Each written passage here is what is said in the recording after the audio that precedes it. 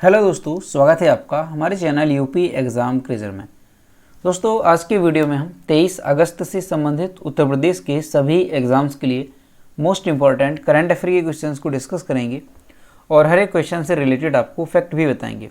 और वीडियो के अंत में हम आपसे एक क्वेश्चन भी पूछेंगे जिसका जवाब आपको कमेंट बॉक्स में देना है। और अगर आपको इसकी PDF डाउनलोड करनी है तो इसकी PDF आप हमारे टेलीग्राम ग्रुप से डाउनलोड कर सकते हैं। टेलीग्राम ग्रुप की लिंक आपको वीडियो के डिस्क्रिप्शन में मिल जाएगी।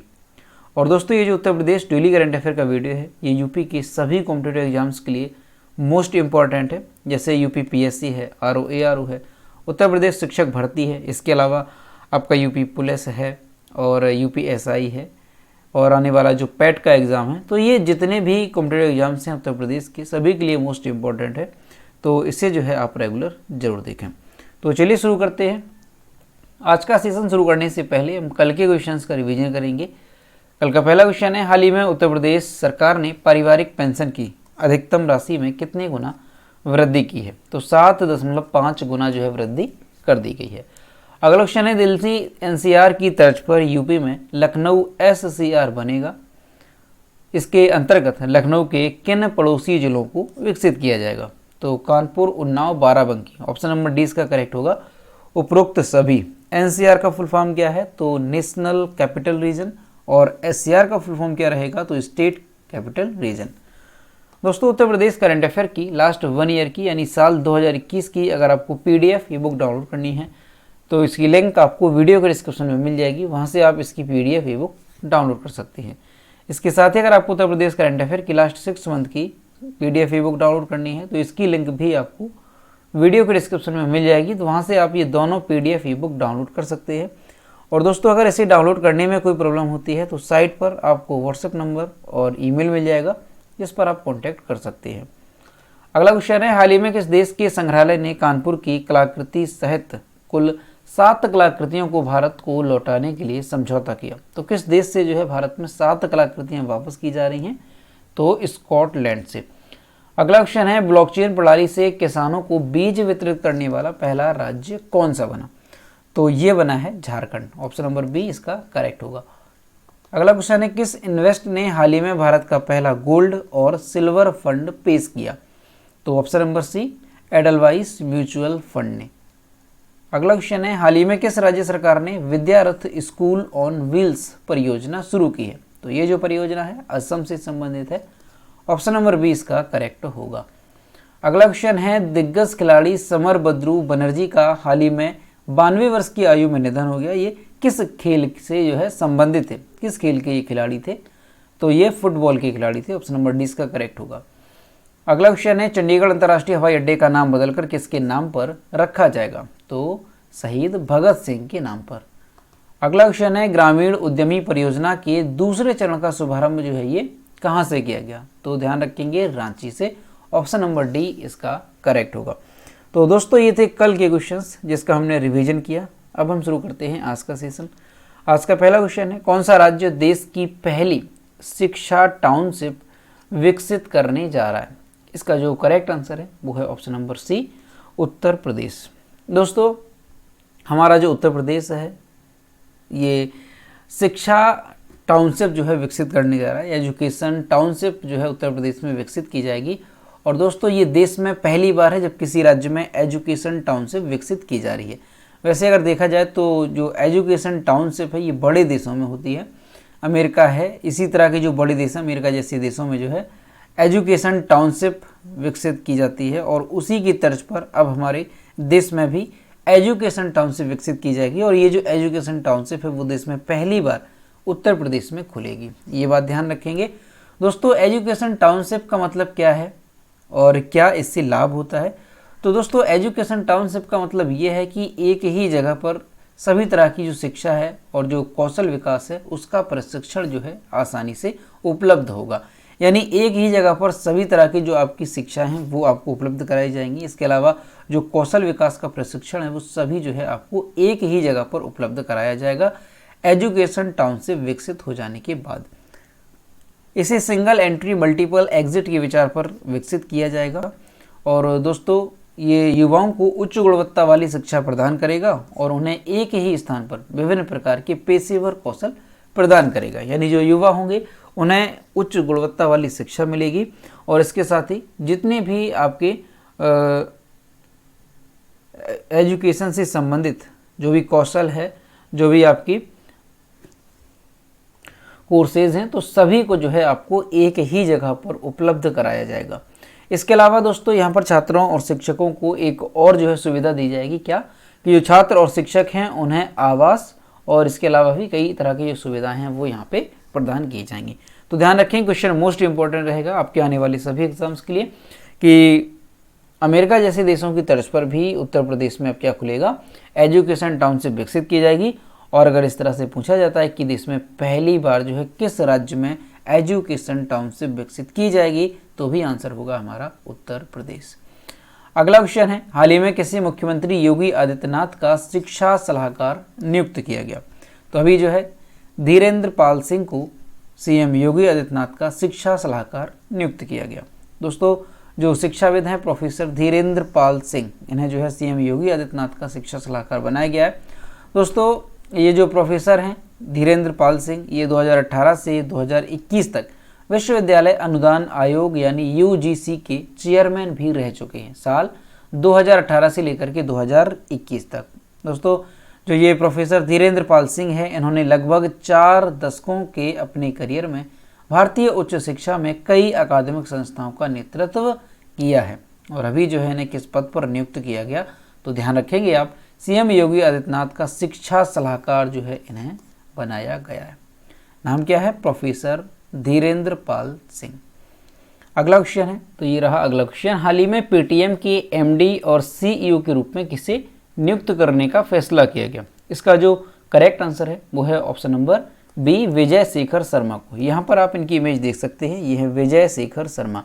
दोस्तों हाल ही में जो पेटीएम के फाउंडर हैं उन्हें जो है कंपनी का एमडी और सीईओ फिर से नियुक्त किया गया। नाम क्या है, विजय शेखर शर्मा। दोस्तों जो विजय शेखर शर्मा है पेटीएम के फाउंडर हैं और इनका जो कार्यकाल है वो एमडी और सीईओ के रूप में कब तक रहेगा, तो 19 दिसंबर 2022 से लेकर के 18 दिसंबर 2027 तक जो इनका कार्यकाल है वो रहने वाला है। दोस्तों जो विजय शेखर शर्मा हैं इन्हें 99.67% शेयर होल्डर्स ने फिर से एमडी पद पर नियुक्त करने के रेजोल्यूशन के पक्ष में मतदान किया। तो इसी के चलते इन्हें जो है कंपनी का एमडी और सीईओ फिर से नियुक्त किया गया। और जो पेटीएम है इसका हेडक्वार्टर कहाँ पर है, तो हमारे उत्तर प्रदेश के नोएडा में इसका हेडक्वार्टर स्थित है पेटीएम का। और दोस्तों पेटीएम की स्थापना कब हुई थी, तो वो भी ध्यान रखेंगे आप, पेटीएम की स्थापना कब हुई थी, तो अगस्त 2010 में। अगस्त 2010 में जो है पेटीएम की स्थापना हुई थी। कहाँ पर, तो इसकी स्थापना भी हमारे प्रदेश के नोएडा में ही हुई थी। तो ये यहाँ से आप पेटीएम से रिलेटेड ध्यान रखेंगे। अगला क्वेश्चन है, भारत की पहली अंतरिक्ष वेधशाला किस राज्य में स्थापित की जाएगी।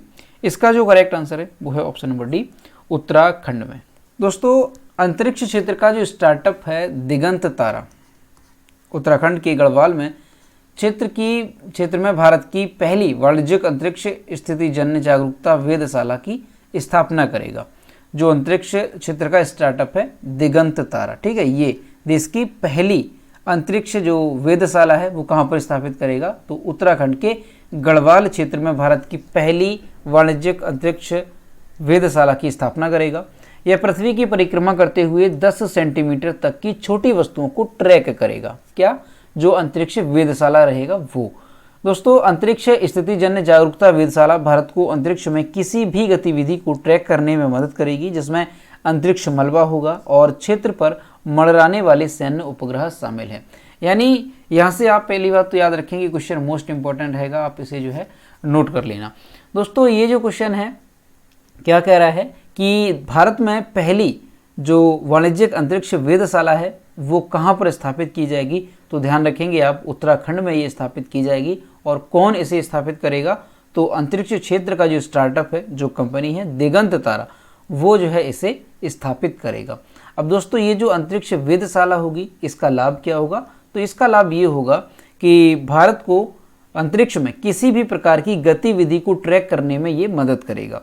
यानी किसी भी तरह का अंतरिक्ष में कोई मलबा है जो कि हमारे देश की ओर आ रहा है या कोई खतरा तो नहीं है किसी भी मलबे से, उसको ट्रैक करेगा। इसके अलावा कोई सैन्य उपग्रह है ठीक है। जैसे किसी देश के कोई उपग्रह या कोई आप कह सकते हैं मिसाइल्स वगैरह अगर हमारे देश की ओर बढ़ते हैं तो उसके बारे में ये जानकारी देगा, ठीक। तो ध्यान रखेंगे अंतरिक्ष वेधशाला है जो कि हमारे देश में पहली बार स्थापित की जा रही है। और कहाँ पे, तो उत्तराखंड के गढ़वाल क्षेत्र में ये स्थापित की जाएगी, ठीक। तो ध्यान रखेंगे मोस्ट इंपॉर्टेंट रहने वाला है, ये देश की पहली वाणिज्यिक अंतरिक्ष वेधशाला होगी। दोस्तों उत्तराखंड में स्थापित की जाएगी, तो उत्तराखंड के बारे में जानते हैं। तो यहाँ पर देख सकते हैं मैप में, ये इंडिया का मैप है और ये पड़ता है उत्तराखंड ऊपर की ओर, उत्तर की ओर। दोस्तों उत्तराखंड ये किन के राज्यों को टच कर रहा है, तो यहाँ से देखेंगे आप हिमाचल प्रदेश है, नीचे की ओर आप देख सकते हैं उत्तर प्रदेश है, यहाँ पर ये पंजाब है और यहाँ पर हरियाणा और उत्तराखंड के बॉर्डर को भी जो है ये टच करता है काफ़ी कम दूरी के साथ। तो ध्यान रखेंगे आप हरियाणा और उत्तराखंड, यानी हरियाणा और उत्तराखंड के बीच जो है यमुना नदी के माध्यम से ये जो है ये सीमा बनती है। अब दोस्तों उत्तराखंड की बात की जाए कि इसकी कैपिटल क्या है, तो देहरादून। चीफ मिनिस्टर पुष्कर सिंह धामी है और गवर्नर है गुरमीत सिंह। और उत्तराखंड में लोकसभा सीटों की संख्या कितनी है, तो 5 यहाँ पर लोकसभा सीटों की संख्या है और 3 यहाँ पर राज्यसभा सीटों की संख्या है। अगला क्वेश्चन है, हाल ही में भारत की पहली स्वदेशी निर्मित हाइड्रोजन ईंधन सेल बस का शुभारंभ किसने किया। इसका जो करेक्ट आंसर है वो है ऑप्शन नंबर सी, केंद्रीय मंत्री जितेंद्र सिंह ने। दोस्तों जो केंद्रीय मंत्री हैं जितेंद्र सिंह, इन्होंने 21 अगस्त 2022 को पुणे में भारत की पहली स्वदेशी रूप से विकसित हाइड्रोजन ईंधन सेल बस का शुभारंभ किया। दोस्तों ये जो बस है ये किसके द्वारा विकसित की गई है, तो वो भी ध्यान रखेंगे आप। तो ये जो बस है ये वैज्ञानिक और औद्योगिक अनुसंधान परिषद यानी कि CSIR और निजी फर्म KPIT लिमिटेड द्वारा विकसित की गई है। किसके द्वारा, CSIR और जो निजी फर्म है KPIT लिमिटेड, इसके द्वारा ये विकसित की गई है। अब दोस्तों जो ईंधन सेल बस है इसे ऊर्जा प्रदान करने के लिए और बिजली उत्पन्न करने हेतु हाइड्रोजन और वायु का उपयोग इसमें किया गया है। ये बात यहाँ से आप समझेंगे। तो यहाँ से क्या याद रखना है कि अगर आपसे पूछा जाएगा क्वेश्चन, तो वो ये पूछा जाएगा कि भारत की पहली स्वदेशी रूप से विकसित हाइड्रोजन ईंधन सेल बस का जो शुभारंभ है वो किसने किया। तो एक तो केंद्रीय मंत्री जो हैं जितेंद्र सिंह, उन्होंने इसका शुभारंभ किया है। और कहाँ पर किया है, तो पुणे में इसको जो है लॉन्च किया गया। और अगर ये कहा जाए कि जो हाइड्रोजन ईंधन सेल बस है ये इसमें जो है ऊर्जा या बिजली जो उत्पन्न है वो किस तरीके से की जाएगी, तो हाइड्रोजन और वायु का इसमें जो है यूज़ किया जाएगा ईंधन बनाने के लिए। तो दोस्तों ये क्वेश्चन भी आपका मोस्ट इम्पॉर्टेंट रहने वाला है, ध्यान रखेंगे आप भारत की पहली स्वदेशी रूप से विकसित हाइड्रोजन ईंधन सेल बस को। दोस्तों ये जो जितेंद्र सिंह हैं ये कौन से मंत्री हैं, तो वो बात भी आप यहाँ से याद रखेंगे। ये जो है पूर्वोत्तर क्षेत्र विकास मंत्रालय के राज्य मंत्री हैं और किस विभाग के, तो परमाणु ऊर्जा विभाग तथा अंतरिक्ष विभाग के ये राज्य मंत्री हैं जितेंद्र सिंह। अगला क्वेश्चन है, हाल ही में विदेश मंत्री डॉक्टर एस जयशंकर ने किस देश में महात्मा गांधी की प्रतिमा का अनावरण किया। इसका जो करेक्ट आंसर है वो है ऑप्शन नंबर सी, पराग्वे में। दोस्तों जो हमारे देश के विदेश मंत्री हैं एस जयशंकर, इन्होंने जो है अगस्त 2022 में अभी कुछ दिन पहले 2 या 3 दिन पहले पराग्वे में महात्मा गांधी की प्रतिमा का अनावरण किया। जो पराग्वे कंट्री है वहाँ पर महात्मा गांधी की इन्होंने प्रतिमा का अनावरण किया। उन्होंने ऐतिहासिक कासा डेला इंडिपेंडेंसिया का भी दौरा किया जहाँ से 2 शताब्दी पहले दक्षिण अमेरिका देश का स्वतंत्रता आंदोलन शुरू हुआ था। यानी ये जो विदेश मंत्री हैं एस जयशंकर, ये जो है दक्षिण अमेरिका की यात्रा पर गए हुए हैं और वहाँ पर उन्होंने पराग्वे में जो है यात्रा पर गए और वहाँ पर महात्मा गांधी की प्रतिमा का अनावरण किया। और इसके अलावा जो दक्षिण अमेरिका देश है वहाँ जो स्वतंत्रता आंदोलन की जहाँ से शुरुआत हुई थी इस देश की, और वो जगह कौन सी थी, तो कासा डे ला इंडिपेंडेंसिया एक जगह है, तो उसका भी इन्होंने जो है दौरा किया। और ये जो है दक्षिण अमेरिका की अपनी पहली आधिकारिक यात्रा पर है, ये बात भी ध्यान रखेंगे। और ये जो है अभी अर्जेंटीना का भी दौरा करेंगे। तो यहाँ से याद रखेंगे, पूछा जा सकता है कि महात्मा गांधी की हाल ही में पराग्वे में प्रतिमा का अनावरण किसने किया, तो डॉक्टर एस जयशंकर प्रसाद ने। और अगर ये कह दिया जाए कि हाल ही में जो विदेश मंत्री हैं जयशंकर, उन्होंने किस देश में महात्मा गांधी की प्रतिमा का अनावरण किया, तो ध्यान रखेंगे आप पराग्वे में। दोस्तों पराग्वे की अगर बात करें तो ये आपके लिए इम्पॉर्टेंट हो जाता है पराग्वे। तो पराग्वे की राजधानी क्या है, तो असुनसियस पराग्वे की राजधानी है। क्या है, आप यहाँ पर देखेंगे असुनसियस। असुनसियस जो है ये पराग्वे की राजधानी है। पराग्वे की जो राष्ट्रपति हैं वो कौन है, तो मारियो अब्दो बेनिटेज, ये जो है पराग्वे के राष्ट्रपति हैं। और पराग्वे की करेंसी भी ध्यान रखेंगे, मुद्रा क्या है, तो गुआरानी, ये पराग्वे की मुद्रा है। तो ये चीज़ जो है पराग्वे से रिलेटेड आप याद रखेंगे। अगला क्वेश्चन है, हाल ही में किस राज्य के पहले आदिवासी उपन्यासकार नारायण का निधन हो गया। तो इसका जो करेक्ट आंसर है वो है ऑप्शन नंबर ए, केरल के। यहाँ पर आप इनकी इमेज देख सकते हैं। दोस्तों केरल के जो पहले आदिवासी उपन्यासकार थे और लघु कथाकार थे नारायण, इनका नाम नारायण था। तो हाल ही में इनका जो है निधन हो गया है। कितनी उम्र में, तो 82 वर्ष की आयु में इनका निधन हो गया। और इनका नाम जो है वो आपके लिए काफ़ी इंपॉर्टेंट है क्योंकि ये केरल के पहले आदिवासी उपन्यासकार थे। दोस्तों इनका जो पहला उपन्यास था कोचारेठी, इनका ये पहला उपन्यास था और इसके लिए इन्हें 1999 में केरल साहित्य अकादमी पुरस्कार दिया गया था। इस उपन्यास के अंग्रेजी अनुवाद कोचारेठी द आर्या वुमन ने 2011 में क्रॉस वर्ड पुरस्कार भी जीता।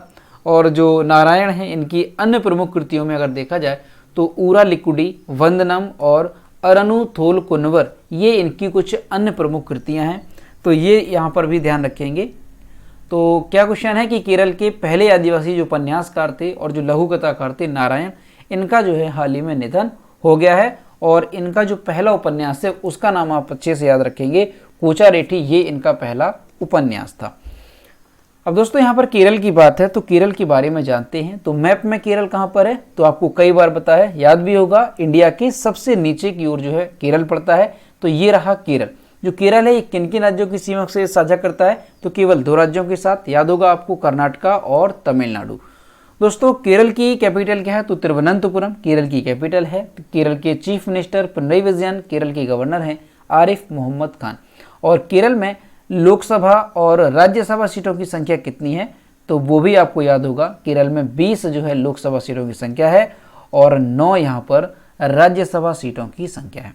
अगला क्वेश्चन है, हाल ही में अंडर 20 विश्व चैंपियनशिप में गोल्ड मेडल जीतने वाली पहली भारतीय महिला पहलवान कौन बनी, तो ये बन गई हैं अंतिम पंघाल। ऑप्शन नंबर 20 का करेक्ट होगा और यहाँ पर आप इनकी इमेज देख सकते हैं। दोस्तों जो अंतिम पंघाल हैं इनका नाम याद रखेंगे, अंतिम पंघाल। तो इन्होंने जो है अंडर 20 विश्व चैंपियनशिप में गोल्ड मेडल जीता और इसी के साथ जो है ये अंडर 20 विश्व चैंपियनशिप में गोल्ड मेडल जीतने वाली देश की पहली महिला बन गई हैं।